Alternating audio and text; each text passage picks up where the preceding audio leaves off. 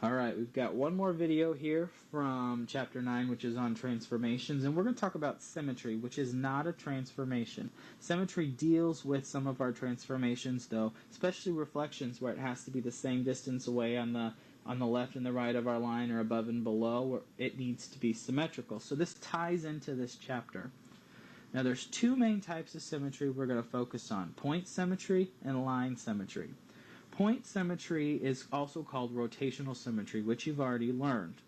Rotational symmetry, though, real quick, if we've got a figure, I'm going to number the angles, and I numbered them incorrectly, 3 and 4.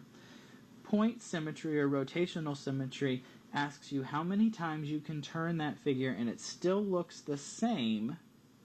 Notice that I'm rotating these numbers. I turned this clockwise now. My angles have shifted.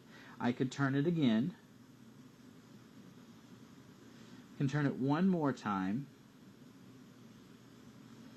and then if I turn it a fifth time, I end up back where I started. This is rotational symmetry. How many times can I turn the figure? Many turns to get back. I'm going to say to get back to start, to get back to the figure we started with. And that's what you want to know. Now that number of turns, notice in our example here that I gave you, we did 1, 2, 3, 4 turns to get back to where we started. That's called the order. This is how many turns you can make.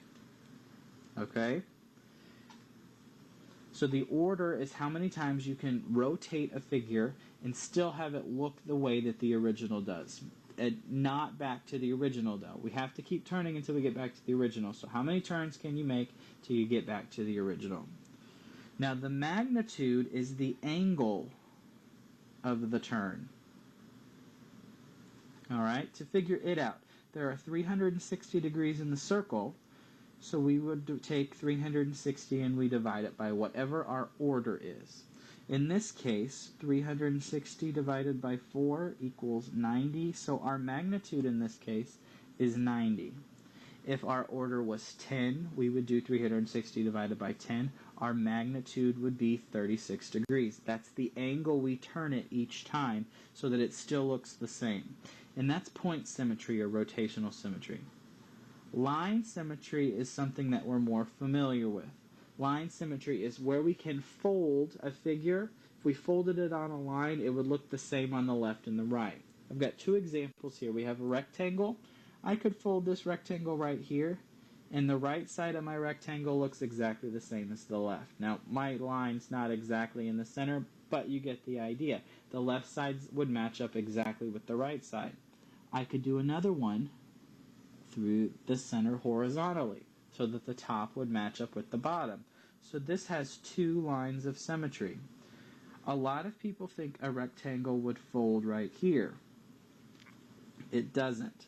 It won't match up, and that's a common misconception with lines of symmetry on a rectangle. Rectangles will not have diagonal lines of symmetry. They only have one that goes left and right and one that goes up and down. Squares do. Squares will match up. We have a line here through the center, one through the center horizontally. They will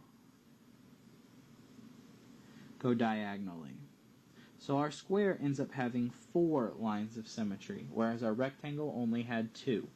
So remember that. I point that out because it's a common misconception among people. People always think that you can fold a rectangle on a diagonal and have a line of symmetry.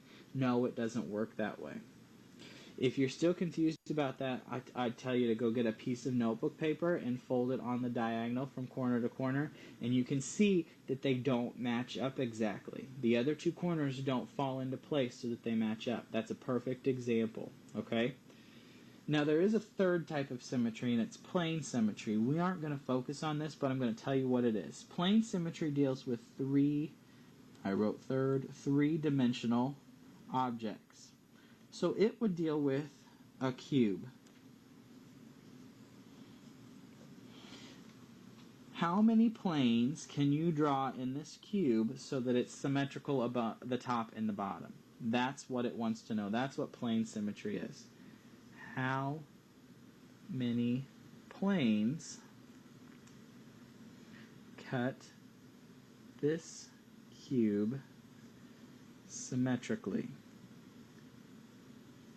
or evenly. I'll say evenly, okay, into 2 equal pieces. That's a good question. That's something I want you to think about. We aren't going to focus on that, but every once in a while you see questions that deal with plane symmetry, so I want you to understand what it is. I think you could figure it out through thinking through a problem, but that's what it is. Now, those are your notes on symmetry. If you have any questions, either rewatch the video or go back and look through your packets, because it's something like rotational symmetry, point symmetry, you will have seen before in your rotations packet.